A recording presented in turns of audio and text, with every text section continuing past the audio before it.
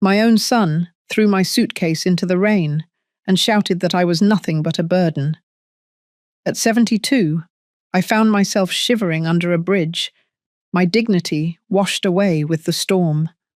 I felt abandoned, like all the years I gave to raise him had been erased in a single night. But fate had other plans, and when my sister discovered me there, everything changed. They thought I would remain silent, broken. Instead, a storm of truth was waiting, and it would destroy their lies forever. My suitcase hit the pavement with a wet, heavy thud. The rain didn't stop. It kept coming down like the sky was angry for me. My son stood in the doorway, arms crossed, his face tight with disgust. He didn't shout this time. He didn't need to. The silence between us said it all. He'd made up his mind. I had no place in his house anymore, or in his life. I didn't beg. I picked up my suitcase, soaked through by the time I reached the sidewalk. My slippers squished with every step as I walked out into the storm. No umbrella, no coat, just a sweater that was warm 2 hours ago. Behind me, the door slammed shut. That sound stayed with me longer than I'd like to admit. I didn't cry that night. Instead, I walked until my legs gave out. I found a low concrete wall under the overpass, just off the main road. It wasn't safe. It wasn't dry, but it was hidden. I pulled my soaked suitcase under me, leaned against the wall, and listened to the sound of tires splashing through puddles. My body hurt, but not as much as my chest. My bones felt like paper, and my heart felt like ash. A few people passed. No one looked twice. To them, I was just another homeless woman in a city full of them. That was the part that scared me most. I didn't feel like me anymore. I felt invisible, discarded.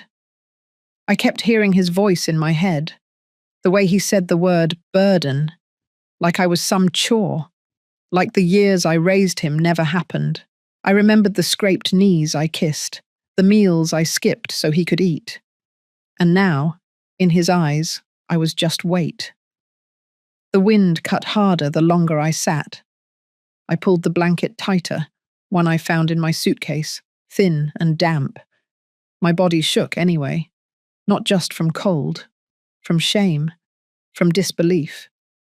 Maybe some of you understand that feeling, when the people you gave everything to look at you like you're nothing. That night, I didn't sleep much. I listened to cars, to sirens, to the sound of something inside me breaking apart. Around 3 a.m, the rain slowed. I was just starting to nod off when I heard footsteps. Not hurried, not heavy, measured. I looked up, and for a second, I thought I was dreaming. Vivian, my little sister. Her hair was soaked, makeup gone, but she looked at me like she hadn't seen me in 20 years. And maybe, in a way, she hadn't. We hadn't spoken much after she moved to Florida. Life got in the way. Family things. Complicated things.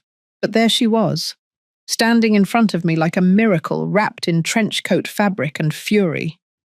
She didn't say anything at first. She just knelt down beside me, brushed the wet hair from my face, and put her hand on mine. And that was it. That was the first real human touch I'd felt in weeks, maybe months. She helped me to my feet without a word, picked up my suitcase, and led me to her rental car, like it was the most natural thing in the world. No questions, no judgment. I sat in her car, heat on full blast, blanket around my shoulders, trying not to fall apart. She handed me a thermos of tea, still warm, smelled like honey and mint. I took a sip and felt the first flicker of safety since I left that house. We didn't speak until we hit the highway. "You're coming with me," she said. I nodded. Not because I agreed, but because I couldn't imagine going anywhere else. She didn't ask what happened. She didn't have to. I think she saw it in my face, in the way I held the tea with both hands, like it was all I had left in the world. The road stretched long and silent. Every few miles, I glanced at her. Same determined eyes, same straight back. Vivian had always been fire where I was water. She burned when people hurt her. I endured. I survived. But that night, I started to wonder if surviving was enough. When we reached the motel outside Tallahassee, she handed me a room key and a bag of clean clothes. I took a hot shower, the first in days, scrubbed off the rain, the dirt, the humiliation, stared at myself in the mirror until the steam blurred my face. Then I slept. Not deeply, not peacefully, but I slept in a bed. And the next morning, when she said we'd be heading south to Clearwater, I didn't ask why. I just followed. Because something inside me had shifted. Not all at once, not loud, but enough to feel it. Maybe you've felt it too. That quiet turn. That moment you realize, this time, I'm not going to let it go. This time, I'm not swallowing my pain just to keep the peace. Not when it costs me everything. If you've ever had someone you love treat you like garbage, if you've ever had to pick yourself up off the ground with nothing but pride and aching joints, then maybe you'll understand what I did next. And trust me, it won't be pretty, but it will be fair. The next morning came fast. I opened my eyes to a low hotel ceiling and the steady hum of the air conditioner. The bed under me was too firm, the sheets scratchy, but compared to concrete and rain, it felt like heaven. My muscles ached from the night before, but my hands were warm for the first time in days. I sat up slowly, wrapping the motel blanket around my shoulders. I wasn't home, but I was somewhere.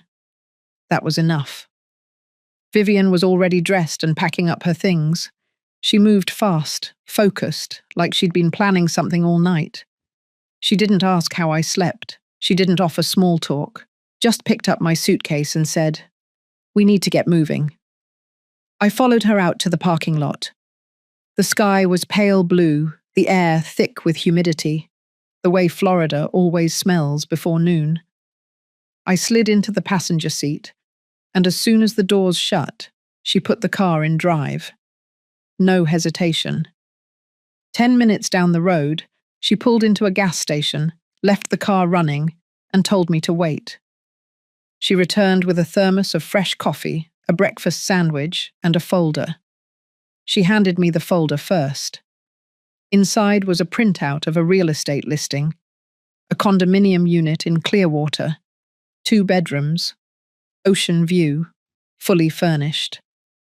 The price made my stomach tighten. I looked at her and she finally spoke again. "That place is yours. I bought it this morning." I didn't say anything. Couldn't. My mouth stayed open for a few seconds before I managed to close it. My hands held the folder like it might break. Vivian kept her eyes on the road. "I already wired the money. It's under your name. No mortgage, no tricks." I turned the page. There were photos, a balcony facing the sea, a kitchen with granite counters, a guest room with a writing desk. It looked like the kind of place someone stayed for 2 weeks every summer, not the kind of place someone like me lived in full-time. But I kept turning. On the last page was a bank receipt, a deposit into a new savings account. $5 million. I looked up. Vivian didn't flinch. "Your savings, yours alone. I've had it set aside for years. You didn't know because I didn't tell you. Now you do." I sat back, folder in my lap, coffee forgotten. My ears rang like someone had set off fireworks in my chest. I couldn't form a full thought. Not one. The numbers sat on the page, too real to ignore, too surreal to believe. She pulled the car back onto the highway. Neither of us said anything for a while. I watched the landscape pass by. Strip malls, palm trees, cheap diners. Things looked normal, but nothing felt normal. Something had shifted inside me, and I couldn't tell yet if it was gratitude or shame. She turned off onto a quieter road, palm-lined and narrow. After a few blocks, we passed a gated entrance. She typed in a code, and the iron gate slid open slowly. A security guard waved at us, and Vivian nodded back. I kept staring straight ahead. The building was low-rise, cream-coloured, with balconies trimmed in white. Blue tiled roofing. It looked like a postcard. Vivian parked in a reserved space near the entrance.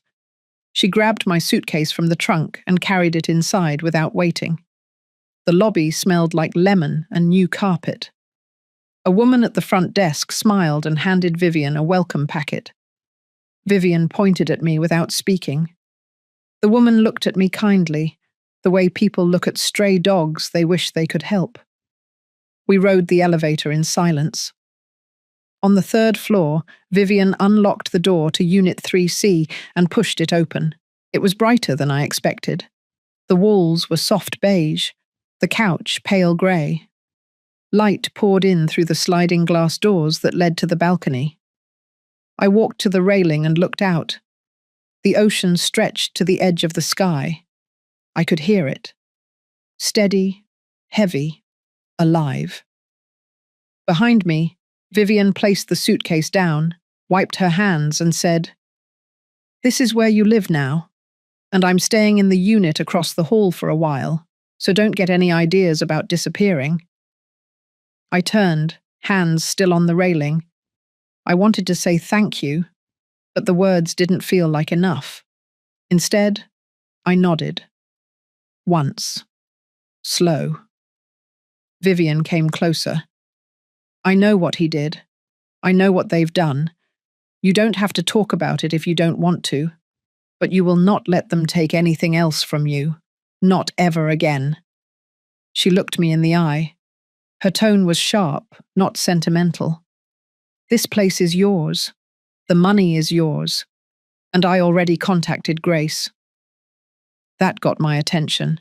Grace Hollander, her lawyer friend from college. Smart, ruthless, careful. I hadn't seen her in years. "Grace is drafting the documents now. Financial locks, legal shields. Whatever you don't want exposed will stay sealed. And whatever they try to take will be 2 steps ahead."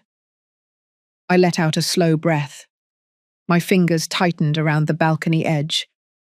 Vivian's voice softened. "You're not a guest here. You're not dependent. You're the owner, and I need you to start acting like one."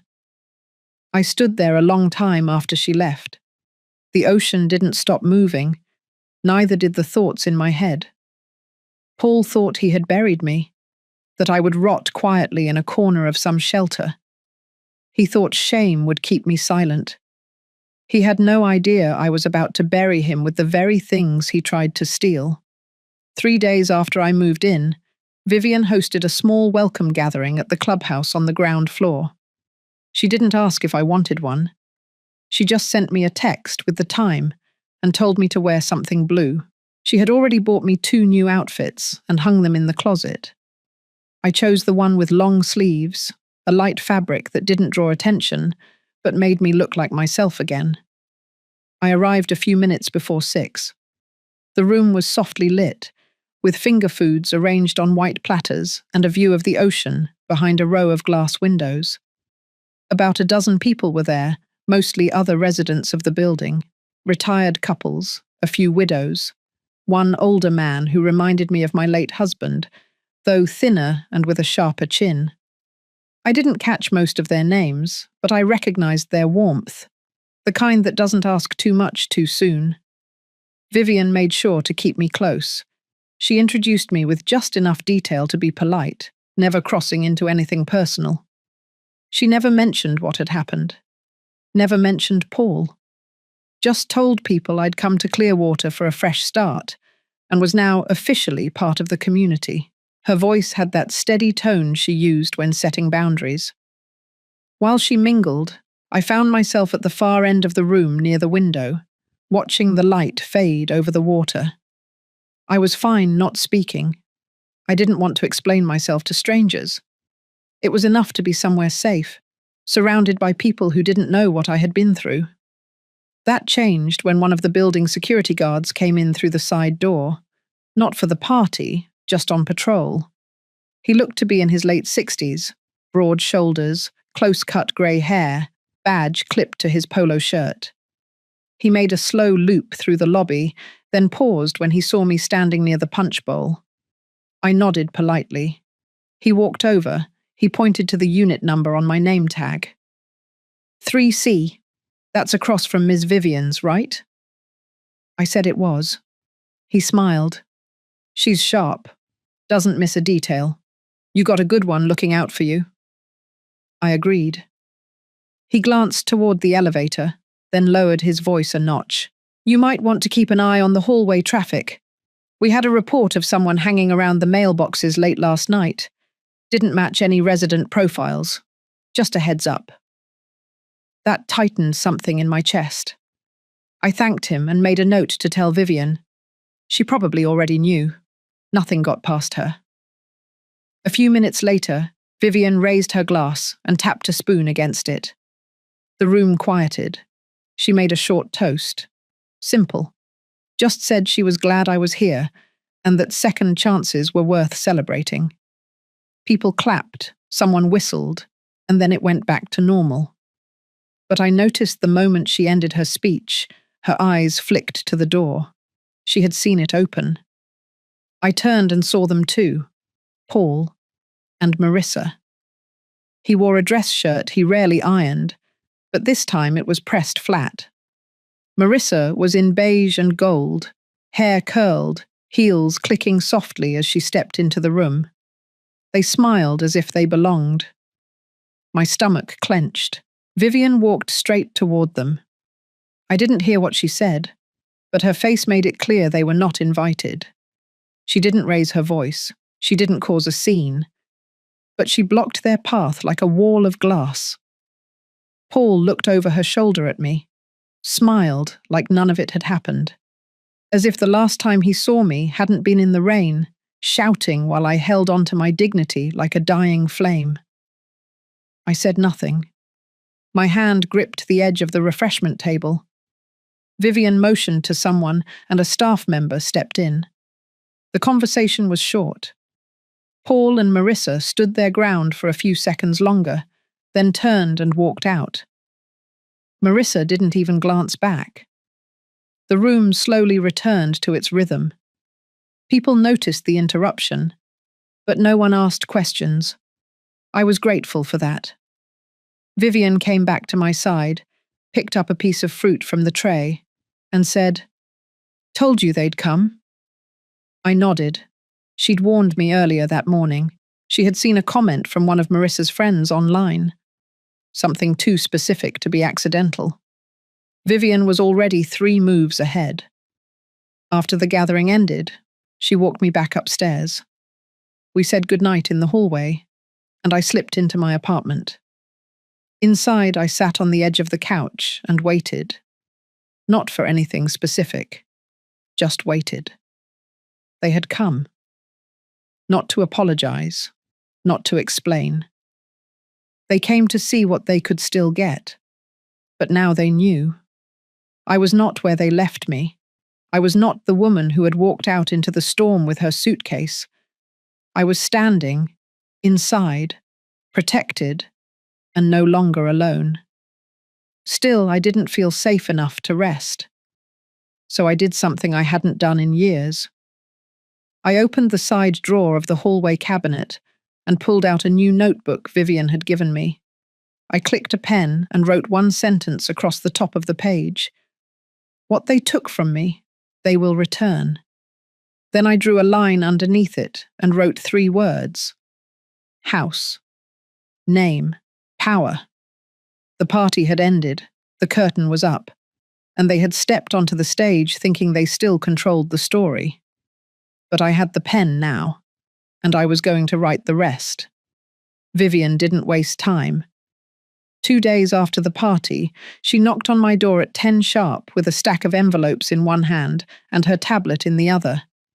Her hair was pinned up tight, and her expression told me we were past the stage of gentle warnings. She placed everything on the kitchen counter and opened the top folder. "They're going to try again," she said. "But this time, it's not going to be through charm. It'll be legal." I watched her lay out the pages, one by one.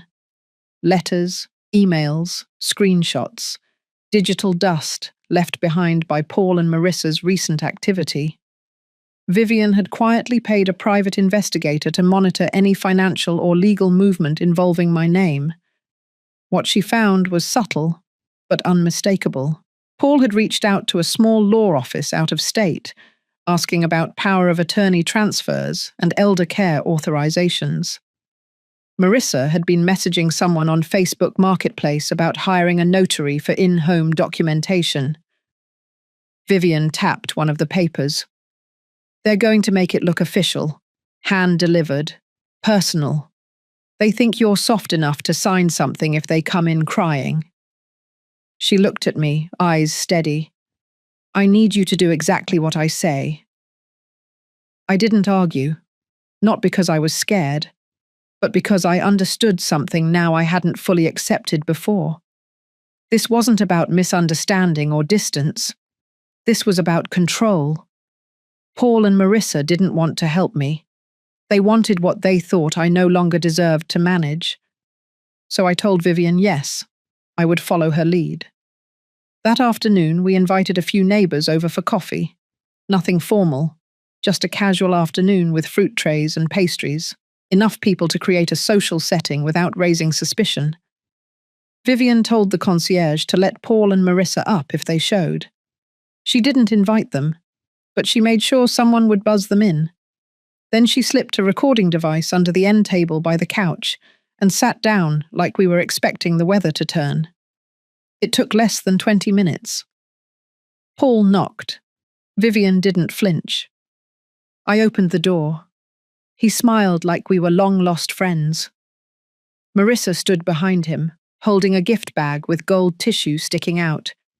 She wore pale pink and pearls. They had rehearsed this. Paul stepped in first. Loud greetings, jokes about dropping by while they were in the area. Marissa placed the bag on the table and pulled out a tin of homemade cookies. I said thank you without emotion. Vivian watched quietly from her chair. After 5 minutes of shallow chatter, Paul sat forward, hands folded. "I brought something for you to look at," he said. He reached into his briefcase and pulled out a stapled document. The front page had bold lettering across the top. Family Wellness and Property Agreement. Vivian took one glance at the title and crossed her legs. Paul slid the papers across the table toward me. "Just something to make things smoother, so we can help out, you know. Coordinate medical stuff. Ease the process in case anything urgent comes up." He smiled again. Too long. Too forced. I picked up the first page and read silently. It was 6 pages long. Buried in the middle was a paragraph labelled Temporary Power Authorization, followed by another labelled Financial Oversight Clause. The language was careful, not overtly predatory, but it gave Paul full access to act on my behalf regarding medical and financial decisions. It also authorized him to open and manage bank accounts under joint access. I set the paper down. I didn't speak. Vivian stood. She walked to the kitchen, took out a second folder, and returned. From it, she pulled a nearly identical document. Only this one had a red line through the middle. "This is a copy of the version you had drafted last week with that paralegal in Kissimmee," she said to Paul. "The original email is time-stamped. The language is word for word." Paul's face froze. Marissa stayed quiet. Vivian turned to me. "Go ahead. Ask them what this is really for." I didn't need to. The silence said everything. Vivian opened the recording app on her tablet and let it run. Then she raised her voice just enough for the neighbors to hear. I want everyone to know, she said, that this document was designed to strip Helen of her financial rights under the guise of assistance. This is what family manipulation looks like. Paul stood up fast. You don't understand what we're trying to do, he said.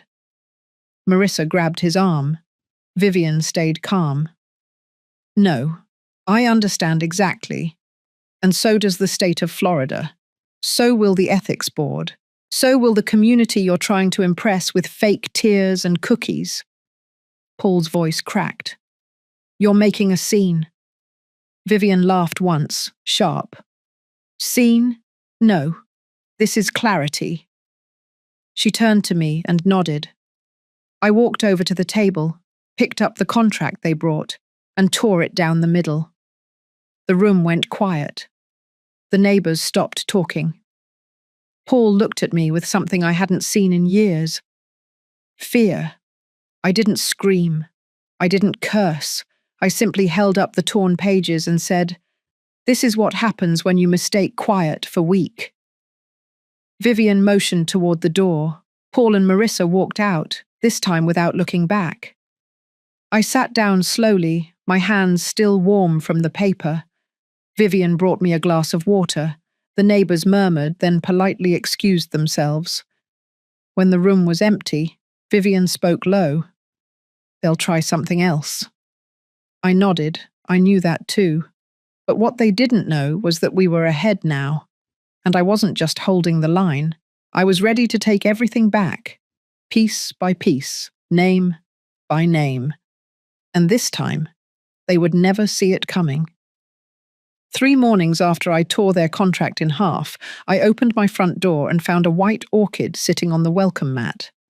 No card, no note. Just the plant, delicate and perfect, like a silent apology that didn't have the guts to knock. I stood there for a long time, not picking it up. The air was warm, the hallway quiet. Across from me, Vivian's door opened. She stepped out, holding a cup of coffee in one hand, phone in the other. She saw the orchid and stopped. They're switching tactics, she said, not even blinking. I nodded once and left the plant where it was. I stepped back inside, locked the door, and let the silence hold. That evening, they came again. Not together this time. Paul showed up around 6, wearing a blue polo shirt I remembered buying him for a job interview he never got. His smile was softer than usual. He carried a small paper bag from the Italian restaurant on Main. Said he figured I hadn't had dinner yet. I didn't open the screen door. He stood there for a while. Told me I looked good. Asked if I liked the neighborhood. Told me he and Marissa had been talking. That they felt terrible about how things had escalated. Said he missed me. I said nothing. Eventually, he left the bag on the bench by the wall and walked away. I watched him go, never moving. The next morning, it was Marissa's turn. She showed up just before noon with a grocery bag and a book tucked under her arm. Her tone was lighter, almost casual, like this was just something she always did. She didn't bring up the contract. She didn't mention the party. Just said she wanted to stop by, maybe help with errands, cook something if I was tired. She used to call me by my first name. That day, she called me Mum. I watched her through the peephole until she left. She took the groceries with her, left the book. A week passed like that. One would come, then the other, sometimes with food, sometimes flowers. Once, a framed photo of Paul as a boy holding a fishing rod next to me on a pier, a memory they thought could be weaponized. I didn't respond, but I watched, and I recorded. Vivian had given me a small device, no bigger than a car key. It sat by the door, always on when someone came near. I didn't use it to catch them saying anything criminal. I used it to catch the tone, the hesitation, the patterns, because their words weren't about repair, they were about access. Every conversation circled around comfort, concern, and eventually logistics. Bills, accounts, end-of-life planning, the language of thieves pretending to be caretakers. Vivian took the recordings and shared them with Grace. Grace didn't say much at first, just listened, took notes, asked about mail, email, phone calls. Then she flagged something. Paul had requested a change of address for my bank correspondence. He'd done it online, using a phone number from years ago that had once been tied to my name. Grace found it through a soft scan she had requested from a banking contact. It hadn't processed yet, but it was a red flag. Vivian changed the mailbox locks the next day. The night after that, the fire alarm in my hallway went off around 2 a.m. No fire, just a pulled lever. Ramirez, the guard, reviewed the camera and caught a blurry figure walking through the service corridor 20 minutes earlier. Couldn't see the face, could see the jacket, the same one Paul wore to the party. I asked Vivian to call Grace again. She brought over a laptop the following day and walked me through setting up secure digital alerts. Any access attempt to my accounts, any login from an unrecognized device, any file request tied to my name. I agreed to everything. Then I asked her if she thought they were done. She didn't answer right away. "They'll try the back door now," she finally said. I asked what that meant. She closed the laptop. "They'll go legal again, but not directly. They'll find someone to do it for them. A notary, a mobile witness, a financial advisor who doesn't know the full story." 2 days later, a man in khakis and a collared shirt knocked on my door, said he was from an elder planning group, said my family had requested a quick review of my estate plan just to make sure everything was in order. He smiled like it was normal, like women in their 70s regularly got surprise visits from polite strangers holding clipboards and government-style folders. I told him I already had a team and closed the door. He left fast. Grace filed a formal complaint the next morning with the Florida State Office for Professional Guardianship. Nothing dramatic, just enough to create a record. A trail. I knew what was happening.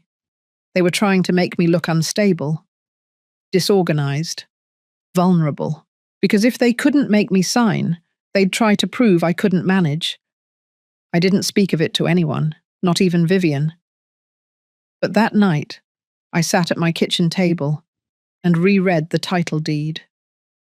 I ran my fingers over the raised stamp. I whispered my name out loud, not for drama, but for clarity. Then I placed the paper back in its folder, shut the drawer, and locked it. The doorbell rang once more that week. This time, Paul brought wine. Marissa waited by the elevator. He didn't ask to come in. He asked to talk, said things were hard, said families should stick together, said maybe we could talk about some practical things. I didn't open the door. I just spoke through the crack. "Don't come back." His voice cracked, not with sadness, with rage masked as confusion. I didn't respond. I waited. He left. I went back to the kitchen, sat down, and made a list. 3 columns: what they tried, what failed, what would never be forgiven. I was no longer defending anything. I was documenting, preparing. The storm had passed, but the damage it left behind would serve as proof, and I would be the one to carry it forward, piece by piece, until there was nothing left for them to claim. The knock came on a Tuesday afternoon, not rushed, not nervous, just steady enough to suggest familiarity. I was standing in the kitchen when I heard it. I didn't flinch. I walked slowly to the door, just like I had rehearsed with Vivian and Grace. I didn't open it right away. I checked the peephole. Paul stood there, hands empty, no gifts, no folders, no food. That was a change. Behind him, Marissa waited near the elevator, pretending not to look at the door, but I could see the angle of her shoulder. She was listening. I unlocked the door but kept the latch in place. I didn't invite him in. Paul leaned forward slightly. "I just wanted to see how you're doing," he said, voice low. I stayed silent. He continued. "Things have been tense, and I get it. We crossed a line. Still, I said nothing. I just miss you. So does Marissa. We're not proud of how we handled everything, but we want to make it right. We've been talking. We thought, maybe if we showed you that we're here for you, you'd believe us." He pulled a small envelope from his back pocket and held it up. "It's nothing legal. It's just something we wrote. From the heart." I reached through the crack in the door and took the envelope. Then I closed the door without a word. Inside, I opened it slowly. 2 pages. Handwritten. The tone was sweet, guilt-laced. Words like forgiveness, regret, rebuilding. Marissa's handwriting was on the 2nd page. She mentioned that she had enrolled in a caregiving class, that she wanted to be more helpful. She said family was the only thing that mattered now. I folded the pages, set them on the table, and pressed the button under the edge of the counter. The small recorder clicked on. It had been sitting there for days, waiting. I walked back to the door and opened it fully this time. Paul turned, a flicker of hope passing across his face. "Come in," I said. He stepped inside. Alone. I didn't greet him. I didn't smile. He sat at the far end of the couch, adjusted his sleeves, looked around the room like it was the first time he'd really seen it. "This place is beautiful," he said. "You really settled in." I nodded once. He glanced toward the hallway. "Marissa's just downstairs. She didn't want to crowd you." I said nothing. Paul leaned forward, elbows on knees. "Look, I know we messed up, and I know you're probably never going to fully trust us again. But we are your family. We're not here to fight. We're here to fix things." He paused, let the words hang. "I know you've got things in place now. People helping, lawyers, whatever Vivian lined up. But that doesn't mean you don't need us. You're still our mum. We still want to help." He looked at me, eyes searching. "I don't want your money. I just want peace." I stood near the edge of the living room, watching him, letting the recorder capture every word. He kept going. "I know you've got accounts set up, savings, property, all of that. And that's great. That means you're safe. It doesn't mean we can't be involved. You shouldn't have to manage everything alone." Then he shifted tone. "I mean, what if something happens?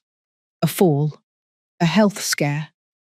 Don't you think it makes sense to have someone on file? Someone who can make a decision if you can't?"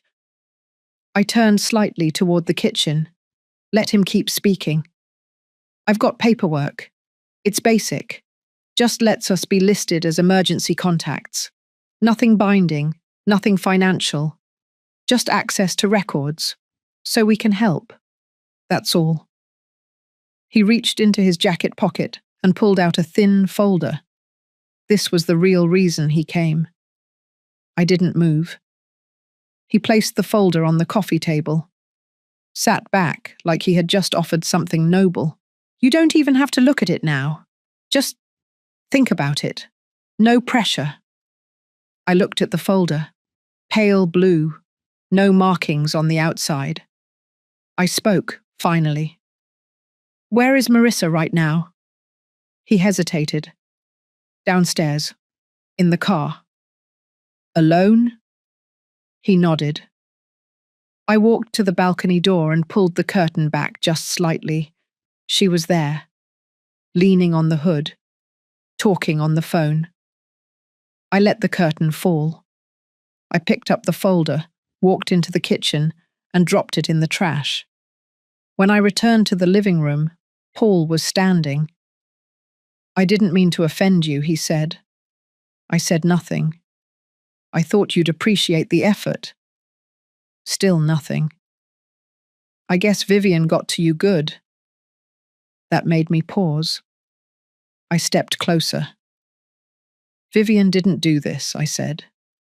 You did. Paul's jaw tensed. The mask slipped for a second. Then he stepped forward, tried to soften his face again. Please, just consider, I cut him off. I already did. I opened the door. He stood there for another moment, like he might say something else. But he didn't. He walked out. I shut the door behind him and locked it. Then I turned off the recorder. 2 days later, Grace came by with a printed transcript. She added it to a folder already thick with statements, photos, logs, a clear timeline of pressure and manipulation. Each entry dated, each line consistent. They hadn't stopped. They had just changed shape. And now, I had proof. The next time they tried anything, it wouldn't be a guessing game. It would be evidence. And it would be enough. When the envelope arrived, it came in a plain white package. No return address. No stamp. Just slipped under my door like a quiet threat. I found it early that morning while making tea, half asleep, slippers dragging across the cool floor. At first, I thought it might be another apology letter, or a card from one of the ladies in the book club. But the weight of it told me otherwise. It wasn't soft. It wasn't personal. It was stiff, heavy. Inside, it wasn't one letter. It was 6 pages, printed, stapled, each page full of language designed to confuse, designed to intimidate. They had hired a lawyer, or at least, they wanted me to think they had. The letter claimed that for health and safety concerns, Paul and Marissa were filing for conservatorship review, that they had evidence of mental decline and were concerned for my well-being, that my recent financial decisions had been erratic and might pose a danger to myself and others. I sat down slowly, rereading that line 3 times. It said my decisions were erratic. Me. The woman who ran an emergency clinic budget for over a decade. The one who handled invoices and vendor disputes while my husband worked nights.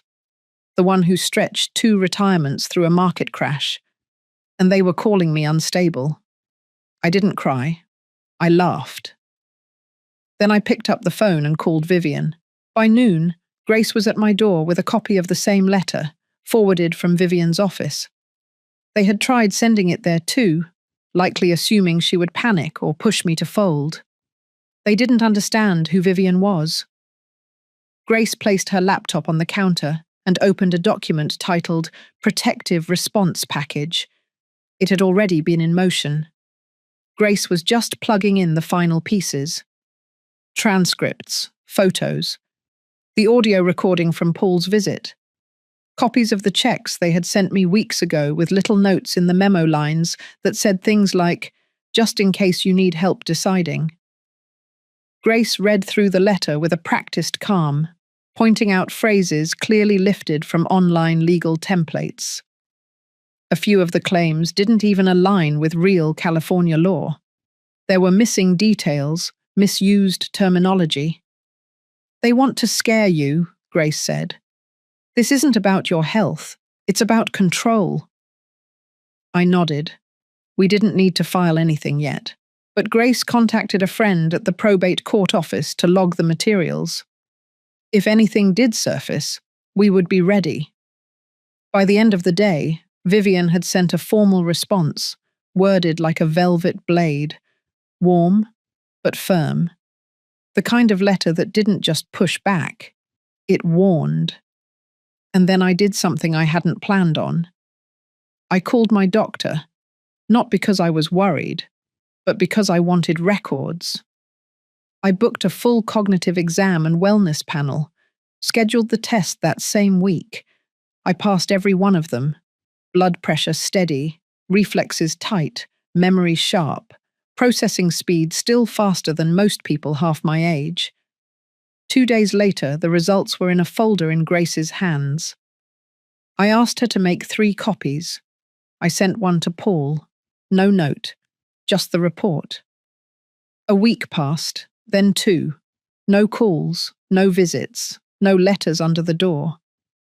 I thought for a second maybe they had backed down, but that was the mistake, because while I was savouring the silence, they were busy somewhere else.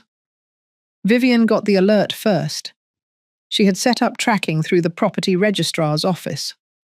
Any time a lien, inquiry, or dispute was filed with my name or address, she would be notified. That's how we found out they had submitted a request to the bank that held my savings account. They were trying to list themselves as co-beneficiaries. It wasn't a legal move. It was a phishing attempt. Marissa had called, posing as me, claimed to have forgotten her online access, and asked to update beneficiaries by phone. The clerk flagged it immediately. My age and voice notes didn't match. The bank froze the request and logged it. But still, they tried.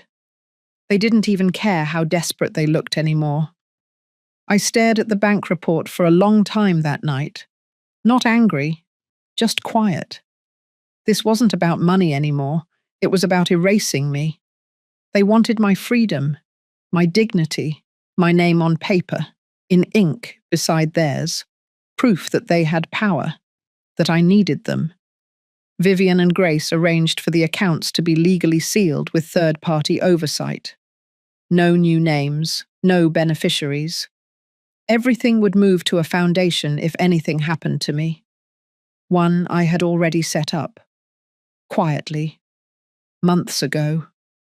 It wasn't about revenge. It was about making sure no one could ever trap me again. Later that week, Grace handed me another envelope. Thicker than the last. Inside were 2 signed affidavits from my previous landlord and neighbour. Witnesses to the nights Paul and Marissa left me outside, refused to open their door, told the kids I was being dramatic. There was also a notarized statement from the community nurse, one who had seen my bruises when I fell. She confirmed no one from my family came to pick me up from urgent care. They wanted to build a case against me. I was already building a wall around myself. Brick by brick, paper by paper, truth by truth, and every page was sharper than the last. There was a line in Grace's summary that stuck with me. Attackers with shallow motives underestimate the power of long memory. She was right. I remembered everything. And now, so would the court, so would the law, and soon, so would they. The invitation came from Paul, a simple text, short and polite. He asked if I'd be willing to come over for dinner at their place next Sunday, said the kids missed me, said they'd like to start fresh. He ended the message with a hopeful line about family and forgiveness. I stared at it for a while, letting the words settle. I knew what this was. I had seen it coming. Vivian had seen it. Grace had predicted it almost to the week. They had tried the legal pressure. That had failed. The false conservatorship attempt didn't land. The beneficiary trick was exposed. And now came the charm offensive. Still, I agreed. I told him I'd be there at 6. On Sunday, I wore a soft navy dress, the one with the high collar and long sleeves. I pinned back my hair and wore my gold watch, the one Charles gave me on our 25th anniversary. I carried nothing but a slim envelope in my handbag and my calmest expression. The house hadn't changed. White siding, fresh mulch, a new wreath on the door, as if any of that could disguise the bitterness that clung to the walls. Marissa greeted me with a smile stretched too wide. Her eyes flicked over my outfit, trying to read it like a signal. She stepped aside, letting me in with a hand on my back, firm and controlling. The dining table was set for 7. Paul sat at the head. The kids were dressed up, their shirts too stiff for a Sunday. Their eyes darted between me and their parents. We sat. We ate. The food was good, a little too perfect. They talked about the children's grades, about how Paul had been considering a job change. Marissa complimented the dish she had made, twice, with the kind of tone that needed approval. I nodded politely, responded when asked. I didn't bring up anything from the past few months, and they didn't either. Not directly. But about halfway through dessert, Paul leaned back in his chair and let out a sigh. I've been thinking a lot lately, he said, about how things got complicated. And I know we all made mistakes, but I hate the distance between us. Marissa reached for his hand. And with the kids getting older, she added, we just don't want any regrets. We want them to know what real family looks like. It was my turn to nod. I appreciate that, I said. I really do. They smiled, and then Paul said it. I was wondering, Mum, if we could talk sometime about how we move forward. Maybe review some of the decisions that were made when things were tense, especially regarding estate matters. There it was, the soft glove pulled off, the hand beneath it, reaching. I let the pause settle, just long enough. Then I reached into my bag and pulled out the envelope. Of course, I said, but I think it's best we're all clear, so I had something drawn up. I slid the envelope across the table. Marissa's fingers twitched before she caught herself. Paul picked it up and opened it. Inside was a notarized addendum. It outlined the permanent establishment of the Ruth Ellery Foundation, the non-profit I had formed. It confirmed that the house I now lived in, the bank accounts, the trust fund, everything, was legally and irrevocably tied to the foundation.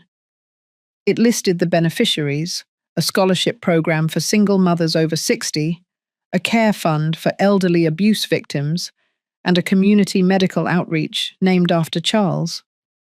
Paul's face stiffened. Marissa's smile cracked at the edges. You see, I said gently, I've thought about this too. A lot, and I realized I don't want to spend the rest of my life worried about who deserves what, or who thinks they earned a slice of something they never built. Paul swallowed hard. I could see the heat behind his eyes. He was holding it back, trying to stay in control. I'm not cutting you off, I added, but I am choosing peace and clarity and protection. No one said anything. The kids were frozen, confused, too young to understand the undercurrent, but old enough to feel the tension settle thick in the air. I stood up slowly. Dinner was lovely. Thank you. Marissa started to speak, but the words stumbled. She tried to smile again, but gave up halfway. At the door, Paul followed me. Is this it? He said, voice low. I didn't stop walking. Mum, he said again, a little louder, a little sharper. We were trying to make things right. I turned back, finally. No, I said. You were trying to regain access. He flinched. But what you lost was trust, and I don't hand that out like pie at Thanksgiving. I left. Back in my car, I exhaled. It was done. No screaming, no courtroom, just the truth, documented, signed, sealed, and delivered. They had underestimated me, not just as a mother, or a widow, or an old woman. They had underestimated my memory, my resolve, my ability to plan. And now, for the first time in years, I slept that night without locking the door twice. because they couldn't reach me anymore. Not in law, not in lies, not in legacy. 3 days after that dinner, I woke up to the sound of gravel crunching outside my window. I moved the curtain just slightly, not enough to be seen. Paul's truck sat in the driveway. He stayed in the cab for a moment, then got out, pacing a bit like he hadn't decided what he came here to do. It was still early, not even 8. The beach fog hadn't lifted yet. The dew sat on the window like a veil between me and whatever this was. I didn't open the door. He knocked once, then twice more, softer. Then he left. 10 minutes later, a call came in. Unknown number. I let it go to voicemail. The message was short. His voice, calm but strained. He said he respected my choice, that they would give me space, that they understood now where I stood. It almost felt civil. Almost. But by afternoon, I knew something had shifted. Vivian called me, voice tight. She had just gotten off a call from someone she knew at the clerk's office. Apparently, a new motion had been filed. Paul and Marissa were attempting to contest my mental fitness again, this time under a different clause. They were trying to use my foundation as proof that I was being manipulated, financially exploited, that I couldn't possibly be acting with full mental clarity. I didn't flinch. Vivian asked if I wanted her to respond. I told her no. Not yet. Because sometimes you wait. You let people bury themselves deeper. You let the rope stretch long enough to make the fall final. The next morning, I drove into town. Not to see a lawyer, not to respond legally. I went to the bakery. Inside, the owner, Jackie, gave me a long look and then smiled. She was older than me by 5 years, walked with a cane, ran the place with her granddaughter. We had talked a few times before about the community grant I had set up. I sat down with her, told her I had a proposition. That afternoon, we printed flyers. By the next day, posters were hanging in libraries, clinics, shelters. Ruth Ellery Foundation, launching community days. Free workshops, meals, consultations for older women looking to re-enter the workforce, escape isolation, protect their estates.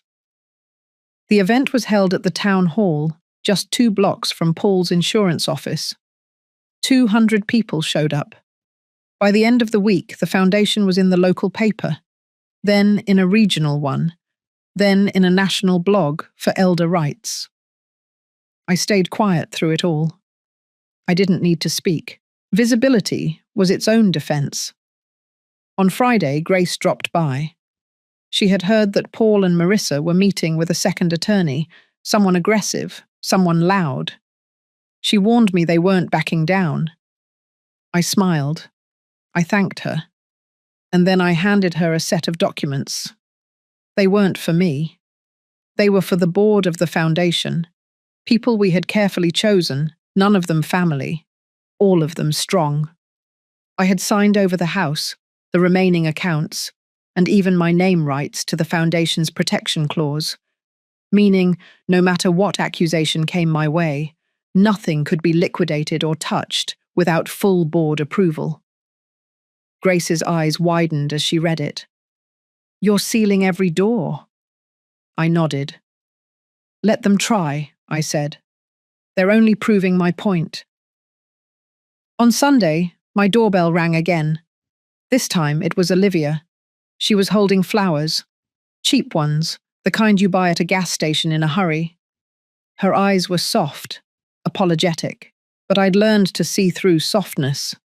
It could be a weapon, just like rage.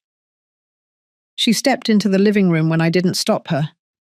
"I didn't know they were filing again," she said. "I swear." I waited. "I just want us to go back," she added, "before everything got complicated." She sat, looked around the room like she was trying to memorize it. Then came the next line. "If there's anything we need to sign to show support, Anything to put this behind us. We'll do it. And there it was. She hadn't come for reconciliation. She came to test the temperature. I stood. She didn't move. I know what you're doing, I said calmly. And I want you to remember something. This house, this peace, this life, I built it without you. I survived everything you and Paul threw at me, and I did it in silence. Her face dropped. I stayed quiet out of respect. But don't mistake quiet for weak. She stood too now, her voice cracked. Paul's falling apart. He's not eating. He's losing clients. He's blaming me. I'm scared. I looked at her for a long moment. Then I said, not cruelly, just finally, that's not my burden anymore. She left. That night, I slept with the window open. I listened to the ocean like I used to with Charles, and for the first time since all of it began, I didn't feel like I was bracing for a blow. I felt done, not defeated, complete. Because there is a moment, after the storm, when silence returns, and it isn't empty, it's earned. By Monday morning, I could sense a shift in the air. It was subtle at first, just the way the neighborhood seemed quieter, as if holding its breath. Something was coming, and I knew it wouldn't be gentle. Vivian called just past noon. Her voice was calm but direct. The court date's been set, she said. They pushed it fast. They're confident. But they made a mistake, Ruth. A big one. I didn't respond right away. I knew Vivian well enough to wait. They submitted evidence, she continued. Financial records, letters, emails, statements. She paused again, letting the silence underline what came next. They forged your signature. I sat very still. She explained.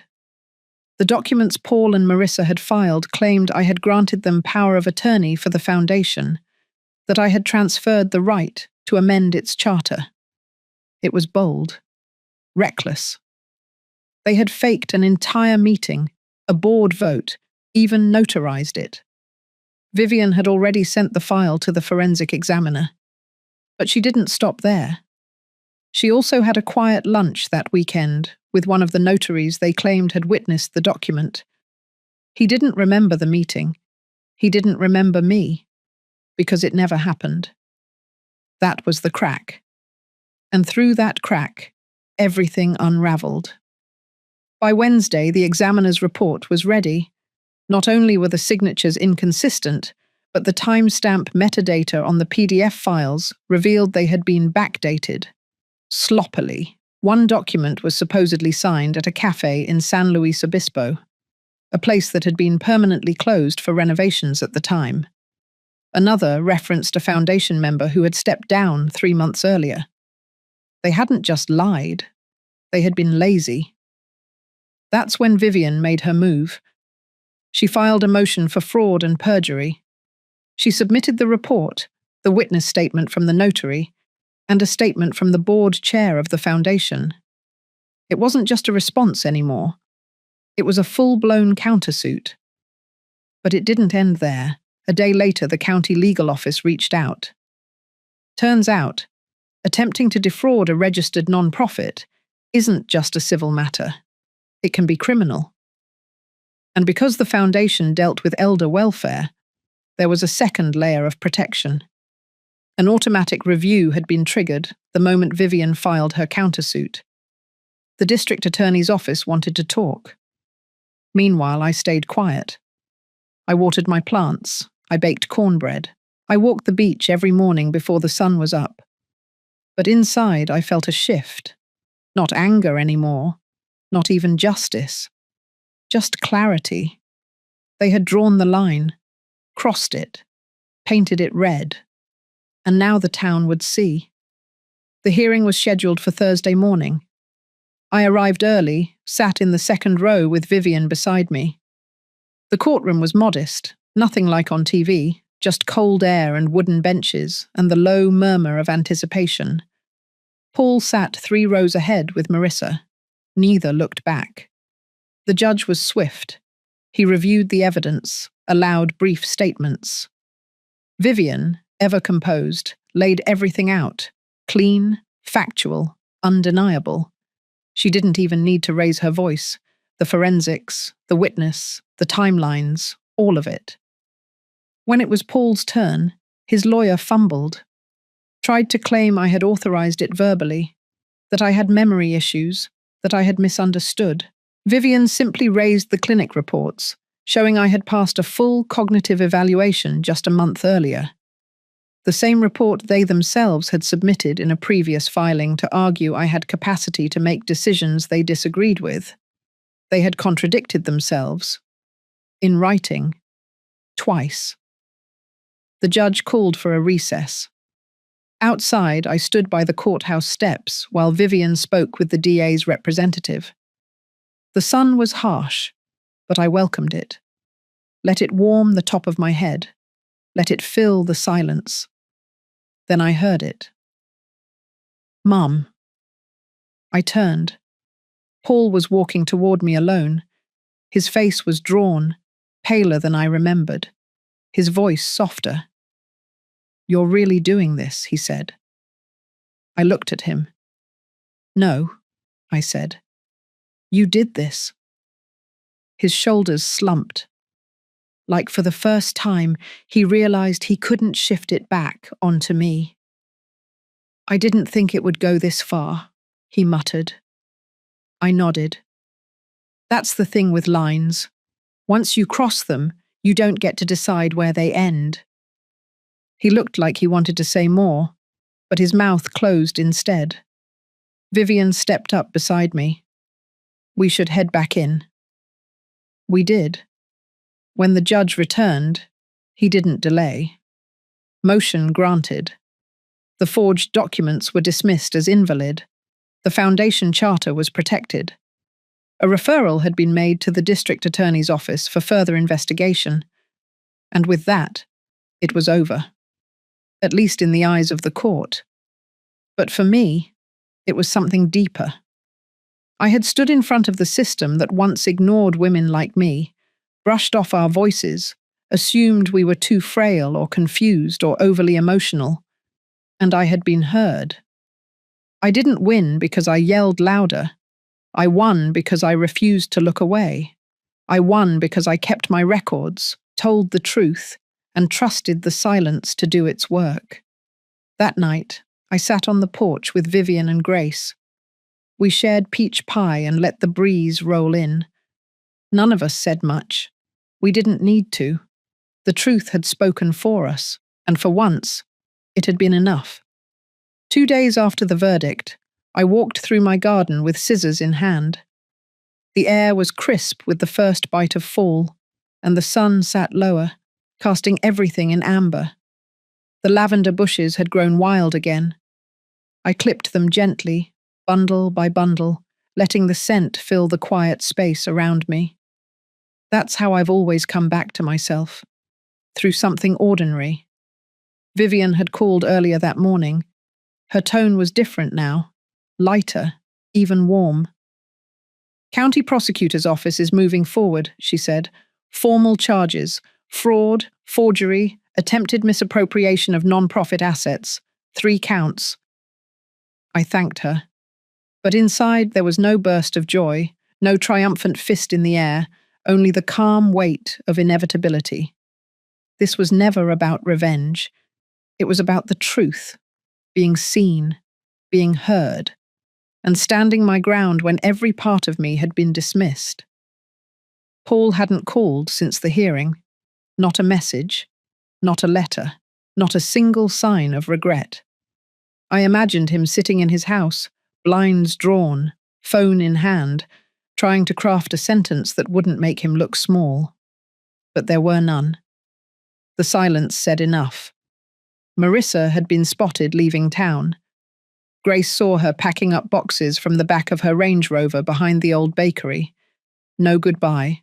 no public apology, just a quiet retreat. That was how it always was with people like her. They vanished when the mirrors turned toward them. Later that afternoon, Grace dropped by. She brought over a box of old photos she had rescued from the storage unit I had once shared with Paul. I hadn't asked her to. She just did it. We sat at the kitchen table, sifting through memories. My wedding day, Paul as a toddler, clinging to my leg with that stubborn pout. Christmas in Colorado when the power went out and we lit the whole cabin with candles. I looked at those images, not with bitterness, but with distance, like artifacts of someone else's life, a version of me that had believed love, effort, and loyalty could bend anyone into goodness. Grace found a photo I hadn't seen in years. It was from my 50th birthday, taken on the deck of our old lake house. My husband stood beside me, his arm around my shoulder. Paul stood behind him, beaming. We had just finished a round of grilled salmon. I remembered thinking, in that exact moment, how lucky I was. I pressed the photo flat against the table and stared at it. Not in sorrow, but in reflection. That woman, that version of me, had no idea how quickly that warmth would turn, how thin the line between affection and entitlement could be. But she wasn't wrong to hope. She wasn't wrong to love. She was just unprepared. By nightfall, I had made a decision. The community centre called the next morning, confirming space for the event. I had decided to host a gathering for the foundation's beneficiaries and partners. Not a gala, nothing showy, just a quiet celebration. A thank you, a circle of resilience. Vivian offered to help with the logistics. She was already drafting the press release. The news outlets had picked up the story since the court ruling. Elderly woman wins battle over forged control of non-profit, the headlines read. But that wasn't the story. Not really. The story was about what happens when people assume you'll stay quiet because of your age, when they forget that years do not weaken you, they sharpen you. I visited the foundation's new office space that afternoon. It was smaller than the old one, but more purposeful. A few of the younger volunteers were there painting walls a soft sage green. A woman named Liana had just moved from Oregon to work full-time on our rural support program. She hugged me tight when I walked in. "You saved this place," she said. I smiled, but inside I knew the truth. No, I had simply refused to let it be stolen. Back home, I sat by the window and wrote a letter. Not to Paul, not to the court, but to myself. A letter that began with, "I did not break," and ended with, "and I will not disappear." Because that is what this entire ordeal had tried to do, to erase me, to write over me with legal tricks and whispered doubts. But I stayed. I stood. I let the fire rise, and I did not run from it. The next day, my neighbour stopped me at the postbox. "Ruth," he said, "my wife and I read the article. What you did, that was something." I thanked him and moved on, not because I wasn't touched, but because I had spent enough time letting other people's opinions define my worth. Now I walked at my own pace. That evening, the sky opened with rain, steady, not violent. I made tea and wrapped myself in a quilt stitched decades ago, and I felt something I hadn't in months. Stillness. It wasn't peace, not quite.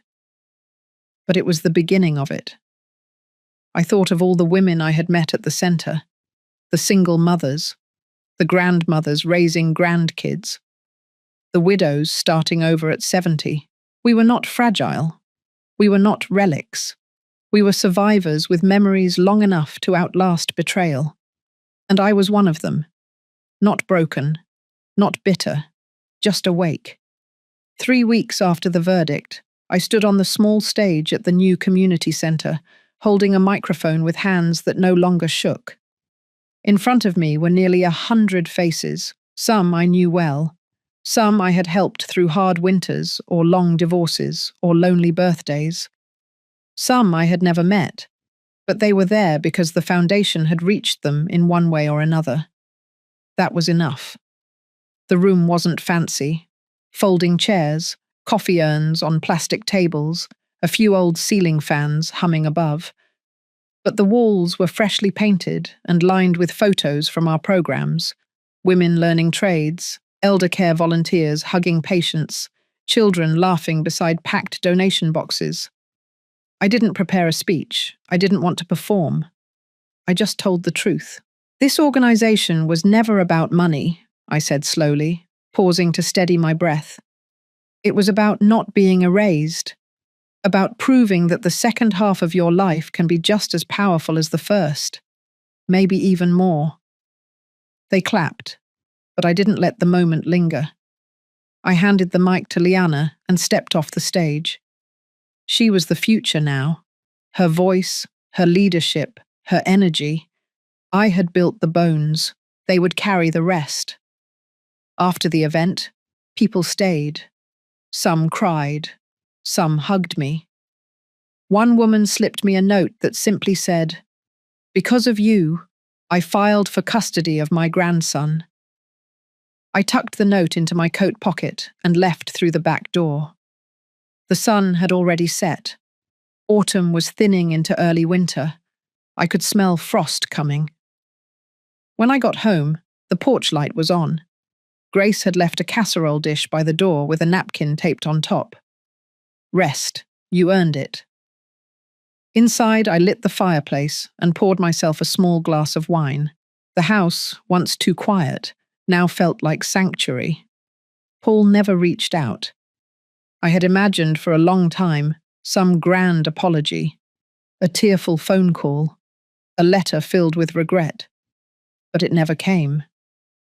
Instead, I received a package from his lawyer. Inside was a signed settlement form releasing any remaining claims to the foundation or the properties still in my name. No note, no explanation. He had chosen silence over redemption. I accepted it, not because I forgave him, but because I no longer needed anything from him. His chapter in my life had closed long ago. He just hadn't noticed until the door locked behind him. The next morning, I donated the last of his childhood keepsakes to the local shelter thrift shop. Not out of anger, just clarity. Some things don't need to be stored. They need to be let go. Over the following days, I began walking every morning, 3 miles at sunrise, sometimes alone, sometimes with neighbors who joined me quietly. We never talked about what happened. We didn't need to. They had watched it unfold in the papers, on television, across whispers in grocery aisles. But walking with them was a kind of unspoken respect, and that was more valuable than any apology. One morning on the trail behind the orchard, I spotted a young woman sitting on a bench with her child. She looked tired, like the world had sat on her chest for too long. As I passed by, she stopped me. "You're Ruth, right? The woman who fought back?" I smiled gently. "I'm Ruth, but I didn't fight. I just refused to vanish." Her eyes welled up. "Thank you," she whispered. That was it. No more words. That afternoon, I planted 3 new apple trees at the edge of my yard. I don't know if I'll live to see them bear fruit. But planting something you may never harvest is an act of belief, not in yourself, but in the world after you. Grace visited again that weekend. We drank tea, laughed about the news segment that had mispronounced her name, and talked about hosting a writing workshop for retired women next spring. Stories, she said, were the last thing they couldn't steal. When she left, I stood at the window and watched the wind move through the trees, the kind of wind that doesn't knock things down, but reminds you they can stand. I did not vanish. I rebuilt. I redefined, and I stayed whole. If you've ever felt dismissed, erased, or underestimated just because of your age, your silence, or your kindness, know this. You still have the power to draw the line, to reclaim your space, to plant something new. If my story spoke to a part of your heart today, share this with someone who needs to hear it too. Or just take a breath and remind yourself, you are not done. You are not invisible. You are still writing your story. And maybe it's just getting good.